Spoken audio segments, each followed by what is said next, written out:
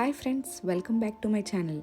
Today special all time favourite మిర్చి బజ్జీ కావాలో చూద్దామా. చిల్లీస్, శనగపిండి, వాము, ఉల్లిపాయ, పల్లీలు, కొత్తిమీర, నిమ్మకాయ, ఉప్పు, కారం, ఆయిల్, బేకింగ్ సోడా.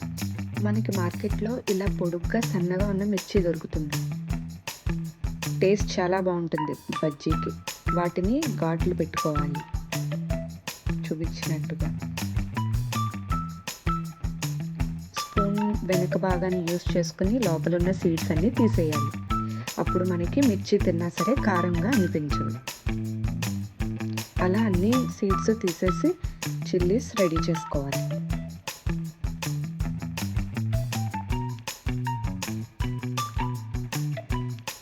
ఈ చిల్లీస్తో బజ్జీ చాలా టేస్టీగా ఉంటుంది, మీరు ట్రై చేయండి. ఇప్పుడు ఒక బౌల్లో మనం కొద్దిగా వాము, కొంచెం శనగపిండి,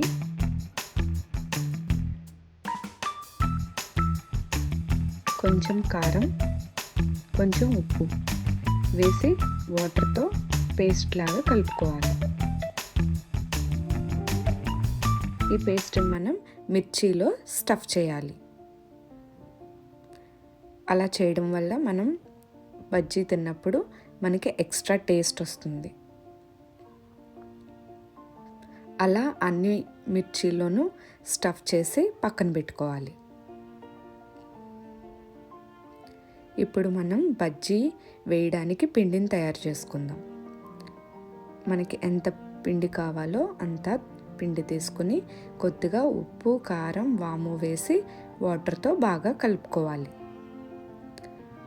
కొద్దిగా వాటర్ వేసుకుని కలుపుకోవాలి. కొద్దిగా సోడా కూడా వేసి కలుపుకోవాలి. ఉండలేమి లేకుండా కలుపుకోవాలి. ఇప్పుడు మనం ఒక్కొక్క మిర్చిని ఆ బ్యాటర్లో ముంచి బజ్జీలు వేసుకోవాలి.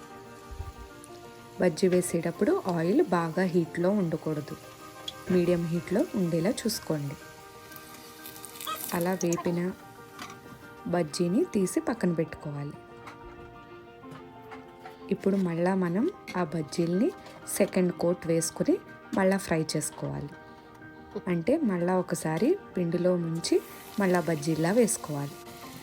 ఇప్పుడు మనకి బజ్జీలు లావుగా పొడుగ్గా వస్తాయి. అన్ని బజ్జీల్ని అలాగ చూపించినట్టుగా వేసుకోవాలి. బజ్జీలు అయిపోయాక కొన్ని పల్లీలు కూడా వేపుకుని స్టవ్ ఆఫ్ చేసేసేయండి. ఇప్పుడు మనం వేపిన బజ్జీలు ఉన్నాయి కదా, వాటికి పొడుగ్గా ఘాట్లు పెట్టుకోవాలి. ఒక బౌల్లో కొంచెం ఉల్లిపాయ ముక్కలు, కొత్తిమీర, కొంచెం ఉప్పు, కారం వేసి కలుపుకొని ఆ మిక్స్చర్ని మనం కట్ చేసిన బజ్జీల్లో స్టఫ్ చేసుకోవాలి. వాటితో పాటు వేయించి పెట్టిన పల్లీలు కూడా స్టఫ్ చేయాలి. అంతే, చాలా ఎమ్మీగా ఉండే మిర్చి బజ్జీ రెడీ. తినేటప్పుడు నిమ్మకాయ పిండుకొని తింటే సూపర్గా ఉంటుంది.